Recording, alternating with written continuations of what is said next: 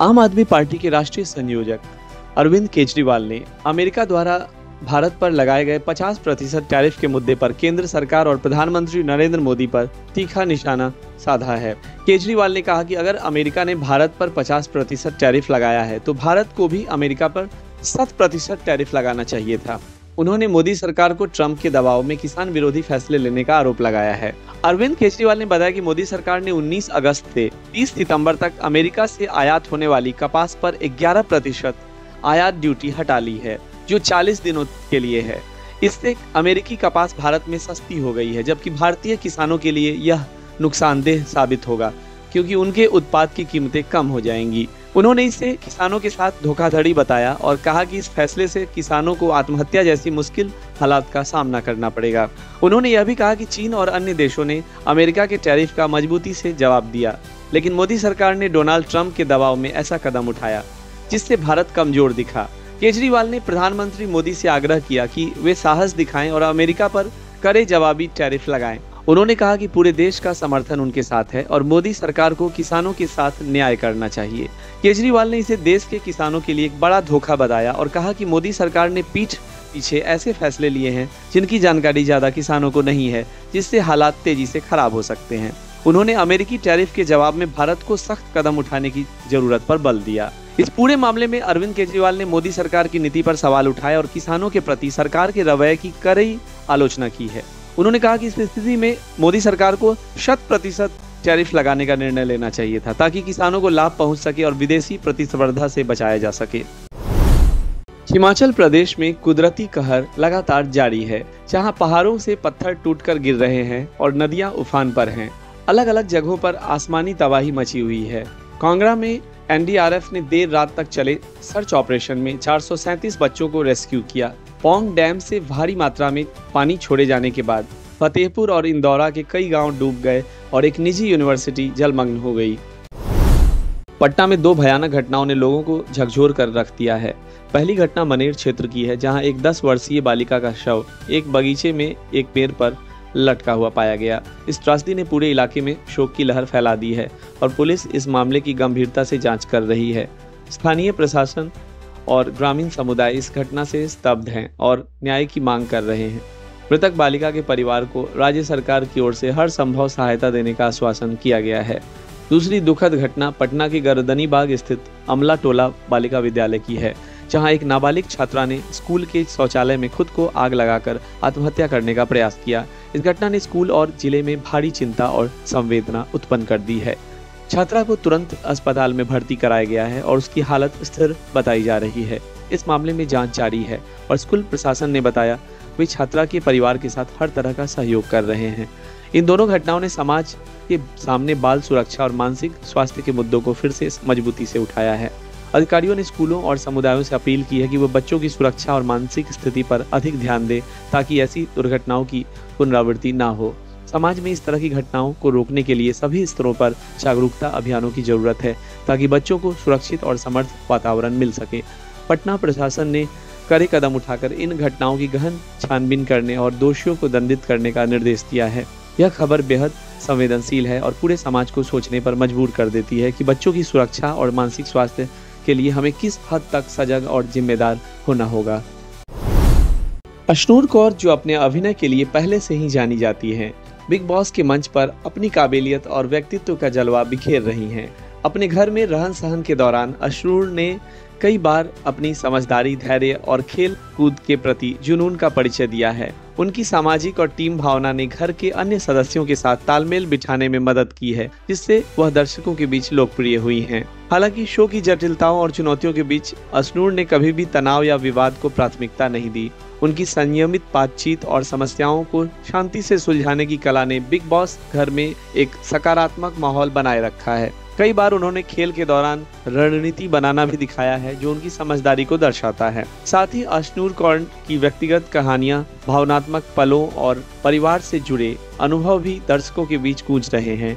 यह सब मिलाकर उनके फैंस उनकी हर गतिविधि पर नजर बनाए हुए हैं। सोशल मीडिया पर भी उनकी उपलब्धियों और प्रतिक्रियाओं का सिलसिला जारी है। स्वास्थ्य और फिटनेस के प्रति उनकी जागरूकता भी उनके घर में कारगर साबित हो रही है। वह स्वस्थ भोजन और व्यायाम को प्राथमिकता देती हैं, जिससे उनकी ऊर्जा और उत्साह बरकरार रहता है। इस प्रकार बिग बॉस सीजन में अश्नूर कौर की सक्रियता, समझदारी और सकारात्मक रवैये ने उन्हें एक मजबूत कंटेस्टेंट के रूप में स्थापित कर दिया है। यह देखना दिलचस्प होगा कि आगे इस खेल में वे किस तरह अपनी भूमिका निभाती हैं और कैसी छाप छोड़ती हैं। Ashnoor Kaur big boss season में अपनी बेहतरीन प्रतिभा और व्यक्तित्व के कारण छाई हुई हैं। उन्होंने शुरुआत से अपने स्नेहिल और समझदार स्वभाव से घर के बाकी सदस्यों और दर्शकों का दिल जीत लिया है।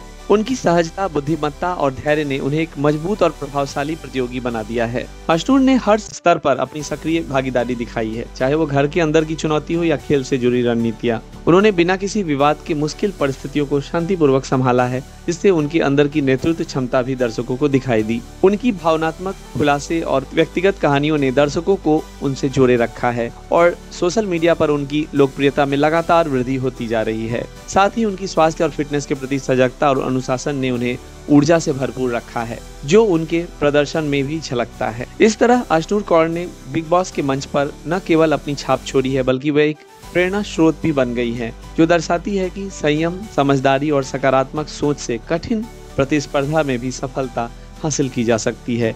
यही वजह है कि वे लगभग हर नज़र में वाहवाही पा रही हैं और बिग बॉस।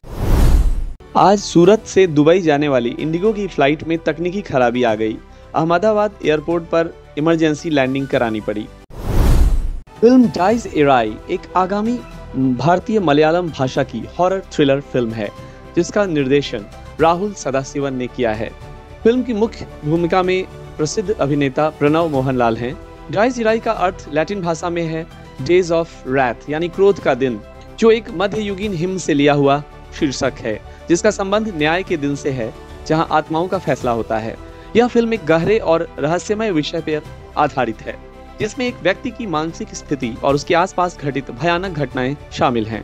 कहानी में एक घर में भयावह और मनोवैज्ञानिक हॉरर तत्वों को दिखाया गया है, जहां मुख्य किरदार प्रणव एक भयभीत इंसान के रूप में दिखता है, जो अस्पताल के एक वेटिंग एरिया में बैठा है और उसकी आत्मा के छिपे डर और दर्द की गूंज सुनाई देती है। फिल्म के ट्रेलर में दृश्य और ध्वनि प्रभाव बहुत ही भयानक और तनावपूर्ण माहौल बनाते हैं, जो दर्शकों को गहराई से बांधते हैं।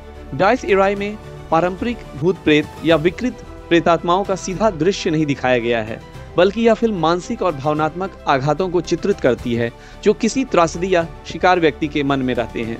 फिल्म की तकनीकी पक्षों में शहनाज जलाल की सिनेमेटोग्राफी, जयदेवन चक्रवर्ती की ध्वनि डिजाइन और क्रिस्टो जेवियर का प्रभावशाली संगीत शामिल है, जो मनोवैज्ञानिक हॉरर की भावना को गहराई से पेश करता है।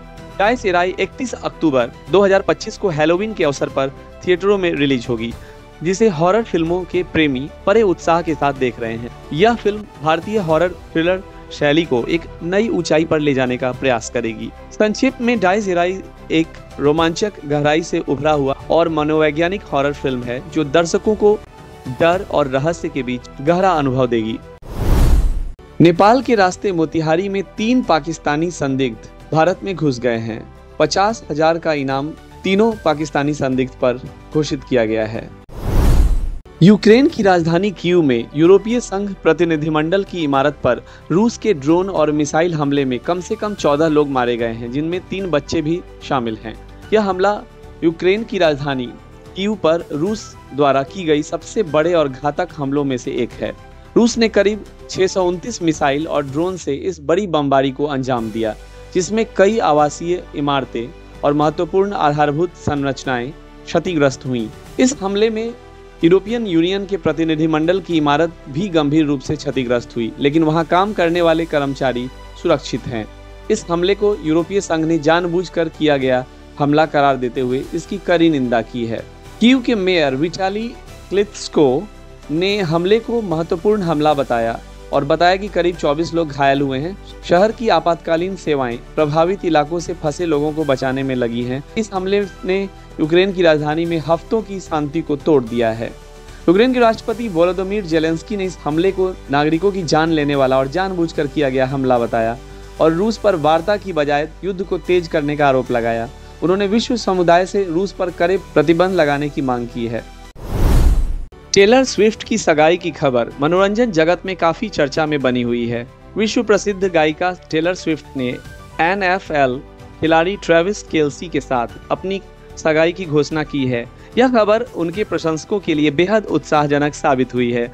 सगाई के दौरान टेलर स्विफ्ट को लॉस एंजल्स में चमकदार हीरे की अंगूठी पहनते हुए देखा गया और उन्होंने सुंदर काले रंग का गाउन पहना हुआ था। दोनों की जोड़ी को मीडिया और सोशल मीडिया प्लेटफॉर्म्स पर बहुत समर्थन और शुभकामनाएं मिल रही हैं। श्रोताओं तथा उनके फैंस ने इस नई शुरुआत को खुशी से स्वीकार किया है। यह सगाई उनके व्यक्तिगत जीवन के नए अध्याय की शुरुआत मानी जा रही है। संगीत और खेल के प्रशंसक दोनों ही इस खबर से उत्साहित हैं। टेलर स्विफ्ट के करियर में यह एक सुखद और नया मौका है जो उनकी जिंदगी में खुशियों और सफलता के साथ जुड़ा हुआ है। आने वाले समय में इनके रिश्तों और शादी की खबरें भी सामने आने की संभावना है। यह खबर मनोरंजन जगत के साथ साथ फैंस के दिलों में भी खास जगह बना गई है। मार्वल स्टूडियोज की बहुचर्चित फिल्म थंडरबोल्ट्स अब डिज्नी प्लस पर स्ट्रीमिंग के लिए उपलब्ध है। यह फिल्म 27 अगस्त 2025 से पूरे भारत सहित दुनिया भर में डिज्नी प्लस पर देखी जा सकती है। थंडरबोल्ट्स मार्वल सिनेमैटिक यूनिवर्स की एक अनूठी और अप्रत्याशित anti hero team up film है। फिल्म में Yelena Belova, Bucky Barnes, Winter Soldier, Red Guardian, Ghost, Taskmaster और जॉन वॉकर जैसे किरदारों को वैलेंटीना एलेग्रा डे फोंटेन एक खतरनाक मिशन के लिए इकट्ठा करती हैं। ये सभी किरदार मार्वल की पिछली फिल्मों के साइड कैरेक्टर रहे हैं जिन्हें पहली बार एक साथ काम करते हुए दिखाया गया है। कहानी में यह टीम एक बड़ी साजिश में फंस जाती है और हर एक को अपने अतीत के अंधेरे पहलुओं का सामना करना पड़ता है जिससे वे या तो बिखर सकते हैं या खुद को पुनः नायक बना सकते हैं। थंडरबोल्ट्स डिज्नी प्लस पर 27 अगस्त 2025 को दुनिया भर में उपलब्ध हुई।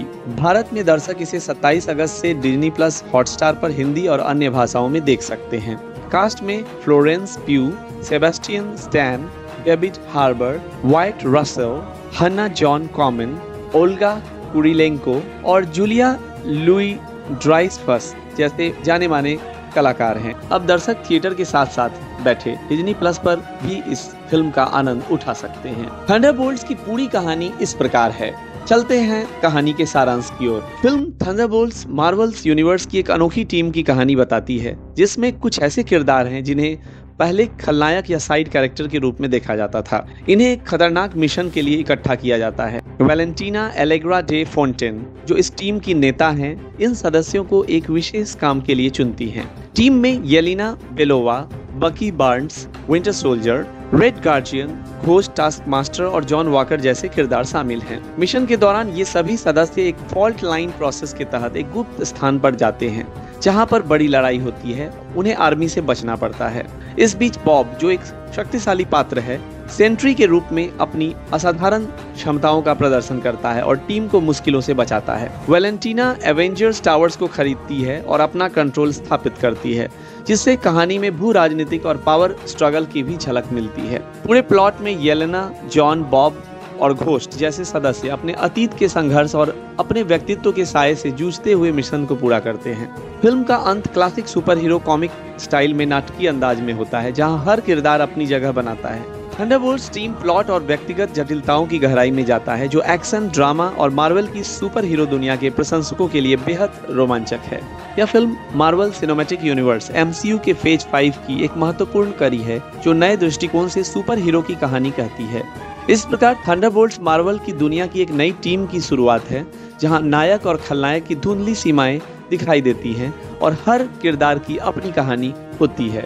अगर ये रिव्यू आपको अच्छा लगा होगा तो चैनल को सब्सक्राइब कीजिए, लाइक कीजिए वीडियो को और मिलते हैं किसी और नेक्स्ट वीडियो में। Thank you.